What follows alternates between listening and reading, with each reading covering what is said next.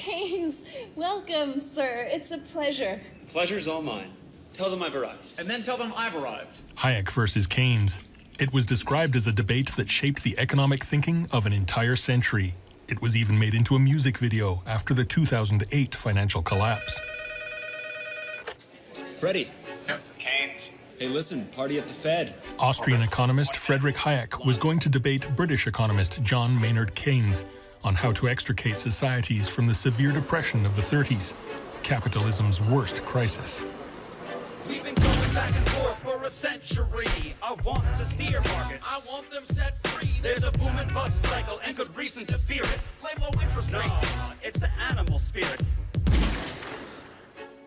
Of course, Hayek was on the losing end of the argument. And the notion that he had that public expenditure could not reduce unemployment was considered to be definitively refuted. Since the crash of 2008, the debate is with us again. We are on the road to serfdom. Friedrich Hayek wrote this book 50 years ago, but what he predicted is coming true. In Hayek's name, a rebellion against government's involvement in the economy sprang up in the United States. In Europe, Hayek is the enemy for these anti-austerity demonstrators rebelling against market rule of society. This is the story of how and why the debate which seemed to be resolved in the 30s has resurfaced time and time again.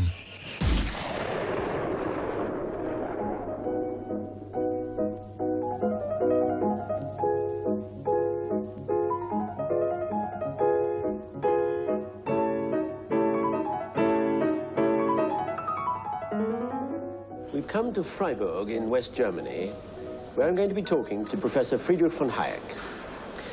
Professor Hayek, I'm sure you'll be well aware that to many people in Britain, and particularly on the left, you are a kind of bogeyman. You are believed to want to throw people out of work, send children down the coal mines again, grind the faces of the poor in general. I don't suppose you share that view of yourself. Well, naturally, I don't share it, but I must say I understand it. If you tell somebody that his past has led him to the morass, to withdraw may be even more painful than to go on where you are.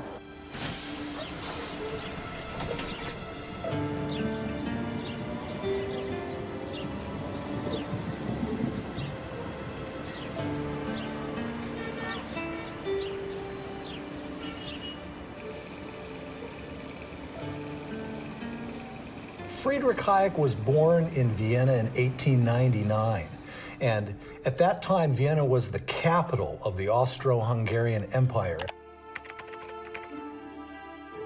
Early in his life, he served in World War I as a teenager in the Austrian army, and it was in fact through his experiences in the Austrian army during World War I that he first became exposed to ideas of economics and of nationalism in the old Austro-Hungarian Empire.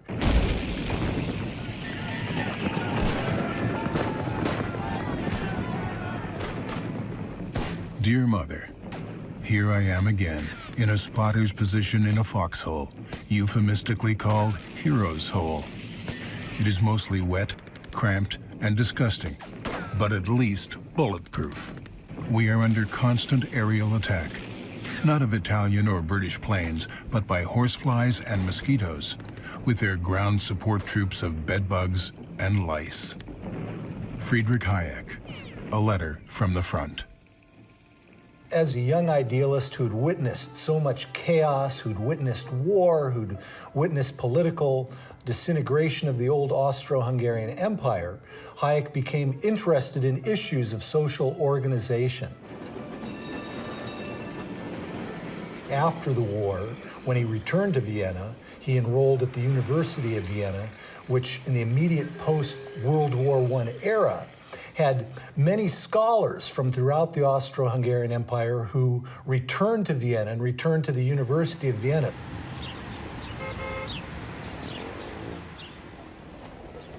The University of Vienna came to be known as the home of the Austrian School of Economics, which broke from dominant economic theories and methods of the time. The difference with the classical economics was that they were not dealing with large social entities, classes, but they were dealing with individuals, the decisions of individuals acting in a market. So we are in a world that is entirely individualized in the sense of individual consumers, individual producers considered like independent, freestanding little firms.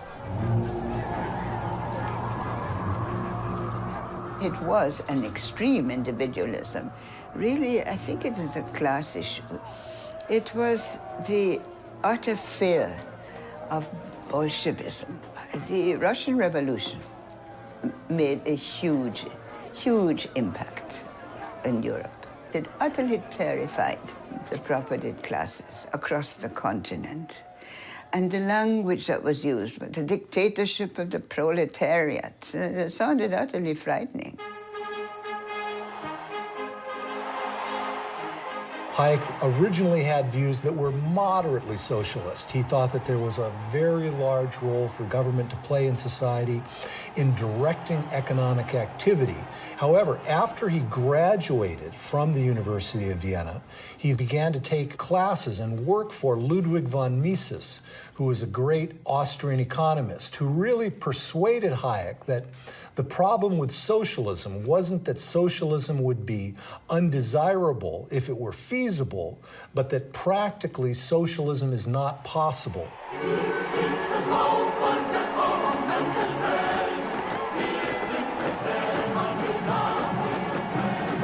The idea of socialism was always connected with a firm conviction that there is only one good plan possible and that only one plan ought to be put into practice.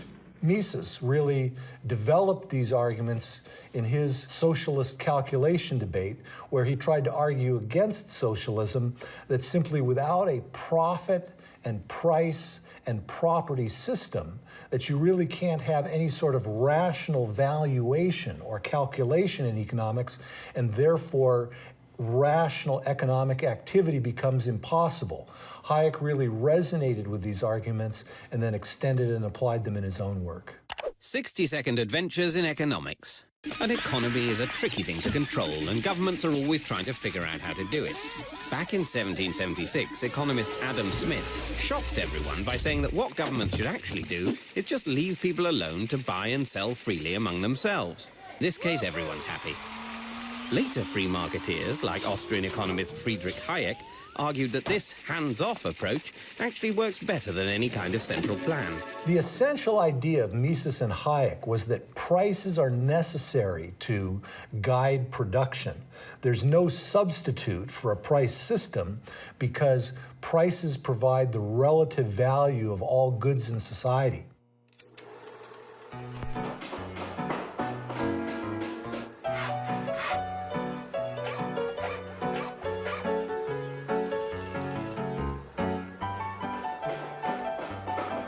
Mises gave the example of building a house. He said that a house can be built of wood, it can be built of concrete, it can be built of steel, you can use brick, you can use glass. How much of each one of those products should you use in the building?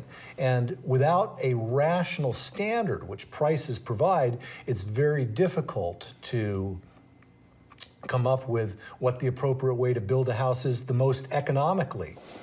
The whole order of international cooperation has been built on such a signaling system. And these signals, you mean, are the prices in a free market? Entirely the prices in the free market, which alone have made the present level of wealth possible.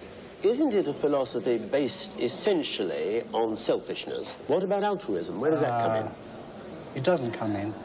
See, both altruism and solidarity are very strong instincts which guided man in the small group where he was serving known other persons, when his efforts were directed to the needs of familiar people.